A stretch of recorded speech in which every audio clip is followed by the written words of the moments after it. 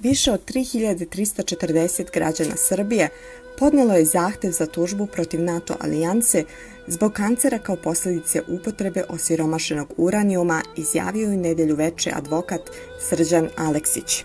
Gostujući u emisiji Puls Srbije je govorio o analizama rađenim u Torinu koje su pokazale da je količina osiromašenog uranijuma u tijelu Srba za 500 puta veća od uobičajenih doza u ljudskom organizmu. Analize su urađene na ženi civilu koja se 1999. godine nalazila u blizini bombardovanog Ministarstva odbrane u Beogradu, a koja se potom razbolela. Još jedna dodatna analiza urađena je i na sada već pokojnom vojniku koji je boravio na području Kosova 1999. godine. Pravdu za preminulog vojnika tražila je njegova porodica, a ceo slučaj prepustila je advokatu Srđanu Aleksiću.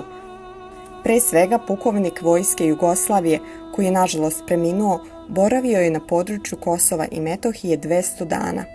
Potom je dobio teške oblike kancera, a to smo utvrdili na institutu u Torinu, da se u telima vojnika koji su boravili na Kosovu nalazi ogromna količina osiromašenog uranijuma. Mi ćemo te dokaze predstaviti pred našim sudom. Možemo i da koristimo institute u inostranstvu. Ja se nadam da će naš sud prihvatiti ove dokaze, jer institut za utvrđivanje količine uranijuma u telu ne postoji u našoj zemlji. Svakodnevno nam se javljaju novi ljudi i ja sam rekao da svako ko želi da tuži NATO može da nam se javi. Ali prvo moramo da utvrdimo prisustvo uranijuma u telu. To moramo da radimo u Italiji jer ovdje nemamo takve uslove. To su oni ljudi koji smatraju da je njihov kancer posljedica osiromašenog uranijuma. NATO je sam potvrdio da je bacio 15 tona osiromašenog uranijuma, a to je 100 puta veća radijacija nego u Hirošimi. Mi smo prvi u Evropi po broju obolelih, a drugi u svetu. Ugroženi smo.